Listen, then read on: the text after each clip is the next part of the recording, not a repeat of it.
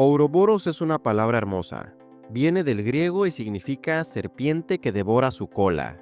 Se trata de una imagen, un símbolo que se repite desde el antiguo Egipto, los nórdicos, el hinduismo y hasta la alquimia medieval, simbolizando el eterno retorno, la destrucción que engendra creación. La ruptura del orden posterior a 1945 avanza rápidamente. En las últimas semanas, las simpatías del gobierno de Estados Unidos hacia Rusia, en detrimento de Ucrania y Europa, se han vuelto más que evidentes. El probable nuevo canciller de Alemania, Friedrich Merz, advierte que para junio la OTAN podría estar muerta. Se acerca entonces rápidamente un mundo donde el poder hace la razón, en el que las grandes potencias hacen acuerdos y presionan a las más pequeñas. El equipo de Trump afirma que su estrategia de negociación traerá paz y que después de 80 años de haber sido aprovechados, Estados Unidos convertirá su estatus de superpotencia en una ventaja económica. Sin embargo, en realidad, esto hará que el mundo sea más peligroso y que Estados Unidos sea más débil y pobre. Puede que no te interese el orden mundial, pero él sí está interesado en ti. La actitud de Don Corleone con la que Trump pretende negociar con sus aliados ha sido obvia en el caso ucraniano. Inicialmente, Washington exigió $500 mil millones.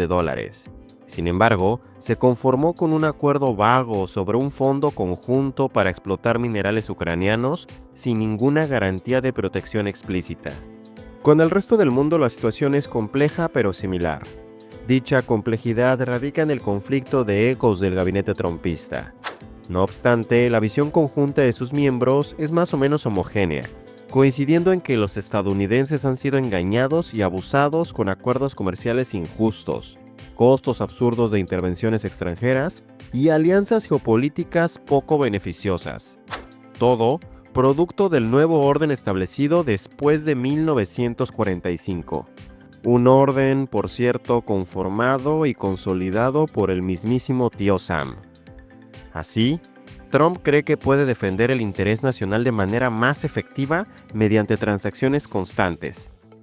En una de sus conversaciones con Macron sobre Ucrania, Trump explicó: "Toda mi vida se ha tratado de hacer tratos". Pareciera que no, pero el gabinete de Trump está constantemente negociando. Desde la cuestión de aranceles con la presidenta Sheinbaum hasta el reconocimiento de Israel por parte de Arabia Saudita o rehabilitar al Kremlin. Este nuevo sistema viene con nueva jerarquía. Estados Unidos es el número 1. Le siguen los países con recursos para vender, amenazas que hacer y líderes sin restricciones democráticas. Vladimir Putin quiere restaurar a Rusia como una gran potencia imperial. Mohammed bin Salman busca modernizar Medio Oriente y contener a Irán, mientras que Xi Jinping es un comunista comprometido y un nacionalista que aspira a un mundo adaptado a una China poderosa. En tercer lugar, están los aliados de Estados Unidos, cuya dependencia y lealtad son vistas como debilidades a explotar. Hablamos específicamente de Canadá, México y la Unión Europea.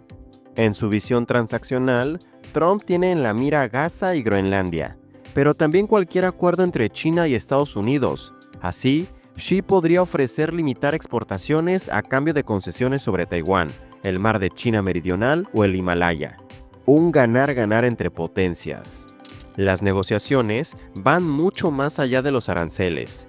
Incluyen una fusión entre el poder estatal y los negocios. Esto supone un retroceso y una contradicción frente al status quo y su supuesto orden basado en reglas, el cual, todo parece indicar, atraviesa sus últimos días.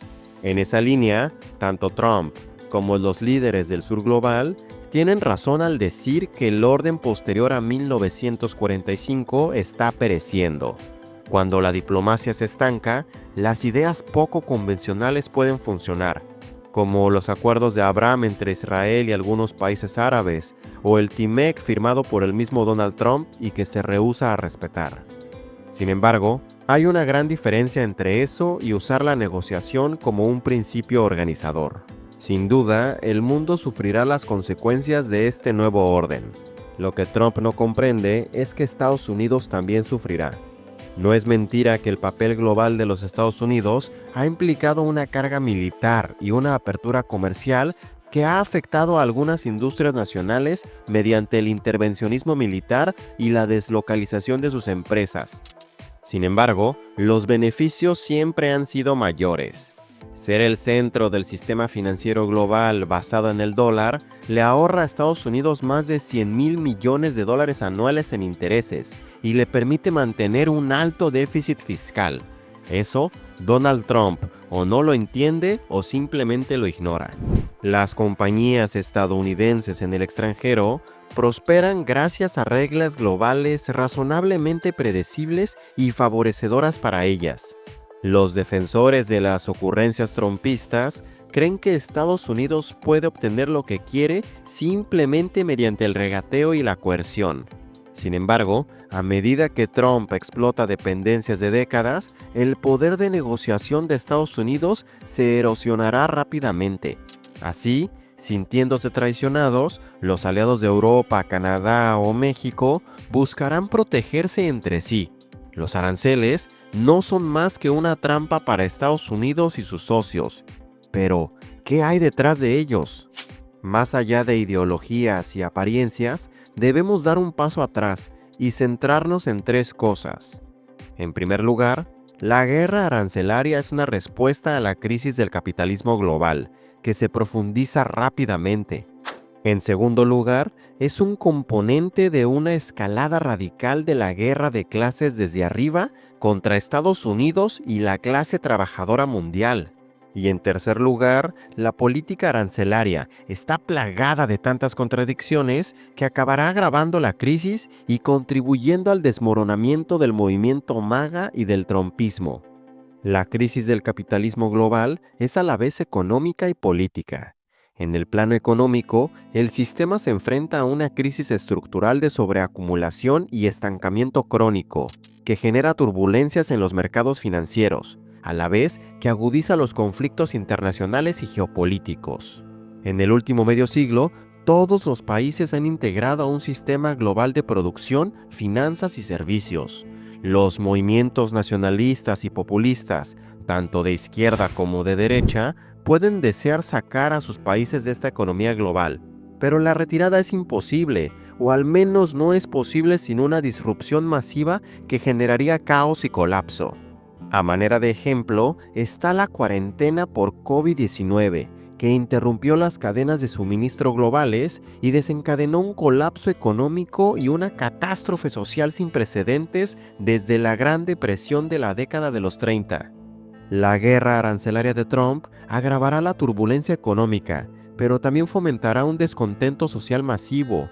Esto, al final, refleja una contradicción fundamental en la organización del capitalismo global: la disyuntiva entre una economía globalmente integrada y un sistema de autoridad política basado en los estados-nación, pues cada uno de ellos necesita lograr legitimidad política entre su respectiva población y estabilizar su propio orden social nacional, y al mismo tiempo deben proveer la acumulación de capital transnacional en su territorio, en competencia clara con otros estados, y asegurar así el ingreso de recursos y materias primas que este capital necesite. La clase capitalista transnacional, es decir, y desde ahora la llamaremos las grandes élites, no están atadas realmente a ningún estado-nación en particular. Sus miembros acogerán con agrado cualquier incentivo que ofrezca un estado, siempre y cuando éste aumente las oportunidades de generar ganancias e invertir ahí donde encuentren las mejores condiciones para acumularlas. Por ello, hace 2 años Elon Musk estaba encantado con Samuel García y la idea de invertir en Nuevo León.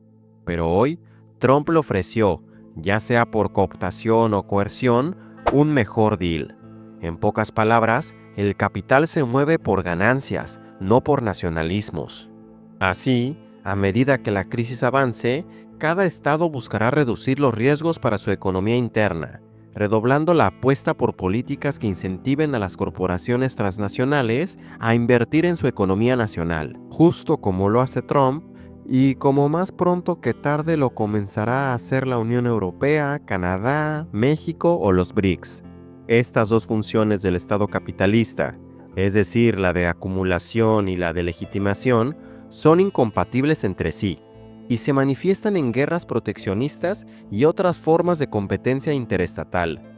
O en pocas palabras, se trata de la disputa entre proteccionismo y libre mercado que hoy el mundo padece. En esa línea, todo parece indicar que, para atraer inversiones transnacionales, será necesario consentir al capital, ofreciendo incentivos como salarios bajos y disciplina laboral, un entorno regulatorio laxo, concesiones fiscales, subsidios a la inversión, privatización y desregulación ambiental. Vaya, prácticamente una nueva era dorada para el neoliberalismo. Las consecuencias serán obvias: una creciente desigualdad, empobrecimiento e inseguridad para las clases trabajadoras y populares. Justamente las condiciones que llevan a los estados a crisis de legitimidad y nuevamente dan impulso tanto al ascenso de la derecha neofascista como de la izquierda radical no liberal, en un eterno ciclo de ouroboros donde el dragón se come su propia cola.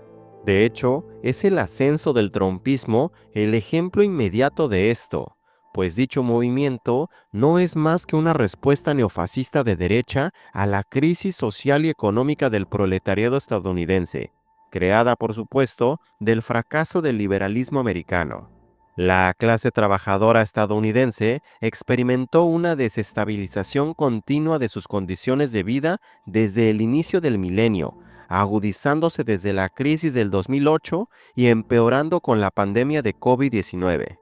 Trump manipuló el descontento masivo con el Partido Demócrata y con el status quo. El hipernacionalismo siempre ha sido un arma ideológica, clave de las clases dominantes para canalizar el descontento masivo lejos de su fuente en el sistema, especialmente en tiempos de crisis y creciente lucha de clases, redirigiendo la ira hacia grupos utilizados como chivos expiatorios, como lo son los inmigrantes y los enemigos extranjeros. A diferencia del proteccionismo que los países impusieron a principios del siglo XX, que tenía como objetivo mantener fuera a los capitales extranjeros y fomentar la industria nacional, este nuevo proteccionismo no ha tenido como objetivo mantener fuera al capital extranjero, sino atraer a los inversores corporativos y financieros transnacionales. Así lo ha declarado Trump en no pocas ocasiones. Pareciera que Donald Trump busca instaurar el neoliberalismo dentro de su país con inversión extranjera fomentada por subsidios, créditos, exenciones fiscales y desregularizaciones, al mismo tiempo que busca retener a sus empresas nacionales con proteccionismo y amenazas de aranceles, algo que a priori parece contradictorio o por lo menos una jugarreta oportunista. Sin embargo, el trumpismo 2.0 no representa una ruptura con las tendencias recientes, sino una escalada radical de las mismas. Si una parte de la ecuación implica aranceles y medidas proteccionistas para atraer inversiones extranjeras, y la otra parte es una escalada total de la guerra de clases contra la clase obrera estadounidense y mundial, no es casualidad. Trump solo está siguiendo el guión trazado por el polémico Proyecto 2025 de la Heritage Foundation, fundada en 1973 al comienzo de la globalización capitalista y la contrarrevolución neoliberal. Ese guión exige destruir lo que queda del Estado regulador, privatizar los últimos restos de la esfera pública, recortar masivamente el gasto social, incluyendo los recortes y privatización del seguro social, reducir los impuestos al capital y a los ricos, ampliar el aparato estatal de represión y vigilancia, y hacer que todo esto se lleve a cabo mediante la supresión de los pocos mecanismos restantes de rendición de cuentas democrática. ¿No me crees? Ahí está el documento disponible para todo el mundo. Revisa quiénes son los autores y contrástalo con la realidad. Igual si te da flojera leer, te dejo aquí arriba y en los comentarios el video que hice al respecto. El objetivo del trumpismo es degradar radicalmente la fuerza laboral estadounidense, que ya de por sí enfrenta una crisis severa. Los inversores corporativos transnacionales serán castigados con aranceles si están ubicados fuera de Estados Unidos, pero serán premiados si desean reinstalarse al interno de la Unión Americana con una jugosa mano de obra alienada. El trumpismo propone ofrecer a las élites nacionales e internacionales una clase trabajadora desesperada y fácilmente explotable. Vaya, que prácticamente Trump está pidiendo inversión china en su país, algo que hubiera sonado absurdo e impensable hace 10 o 15 años. Como muchos han señalado, los aranceles no dañarán al capital, sino a los trabajadores. Las corporaciones harán pasar el costo de los aranceles a través de precios más altos. Este aumento de precios contraerá el consumo de la clase trabajadora. Es una estrategia calculada para debilitar la fuerza laboral, dividiendo y empobreciendo a los trabajadores en un momento de descontento masivo y creciente lucha de clases. Más allá de la retórica engañosa, nacionalista y xenófoba, el trumpismo busca socavar la unidad de la clase trabajadora, consolidada los últimos años, y enfrentar a los trabajadores de diferentes países entre sí. El discurso divisionista de Trump no es más que la búsqueda de la división de la clase trabajadora. Las muestras sobran. Basta observar cómo el mercado de valores se disparó después de la elección de Trump y luego se disparó aún más en los días previos a su toma de posesión, lo que refleja la confianza vertiginosa que el capital transnacional ha depositado en la capacidad de su gobierno para representar sus intereses y disciplinar y controlar aún más al proletariado. Apenas unos días antes de que Trump asumiera el cargo, los bancos informaron ganancias casi récord. JP Morgan registró una impresionante ganancia anual récord de $54,000 millones. Las acciones de GEO Group, una empresa que administra prisiones privadas con fines de lucro para inmigrantes, se disparó un 32% inmediatamente después de que Trump fuera elegido en noviembre, mientras que el de otra empresa similar, CoreCivic, aumentó más del 30%. Sin embargo, el trumpismo es endeble y contradictorio. Trump es un Frankenstein, un monstruo creado por la dependencia del capital transnacional del Estado para mantener bajo control el descontento masivo y resolver el problema del estancamiento crónico. Las élites capitalistas lo saben y quieren todo a la vez. Las élites pueden abrazar el trumpismo por sus planes de comprimir los salarios y controlar a los trabajadores, desregular y reducir los impuestos al capital y a los ricos. Pero es dudoso que en las guerras comerciales de Trump logren convencer a los capitalistas transnacionales de trasladar la producción a territorio estadounidense. Las élites se han opuesto sistemáticamente al proteccionismo y a la interferencia del Estado en las estrategias de acumulación. La lógica del capital para globalizarse fue escapar de cualquier restricción nacional a sus libertades mundiales, y no tiene intención de regresar a los confines del Estado-nación. En otras palabras, las élites capitalistas están muy cómodas con el libre mercado y probablemente nunca lo dejarán. Nuevamente, Elon Musk es el ejemplo perfecto, pues él, aunque sea el copresidente en la sombra, ha estado luchando silenciosamente contra cualquier interferencia estatal en su imperio comercial global. En enero, por ejemplo, Tesla demandó a la Unión Europea por los aranceles que había impuesto a los vehículos eléctricos fabricados en China. A Tesla se le unieron en la demanda BMW con sede en Alemania y varias empresas con sede en China. Tesla, BMW y las empresas chinas pueden tener una base en un país en particular, pero operan a través de vastas cadenas globales de producción y distribución entrelazadas, que se ven obstaculizadas por aranceles o cualquier otra barrera impuesta por los estados-nación. La base de Trump se encuentra en la extrema derecha, organizada en comunidades y milicias racistas y neofascistas, pero también ha logrado construir una base de masas en un sector significativo de la clase trabajadora desesperada.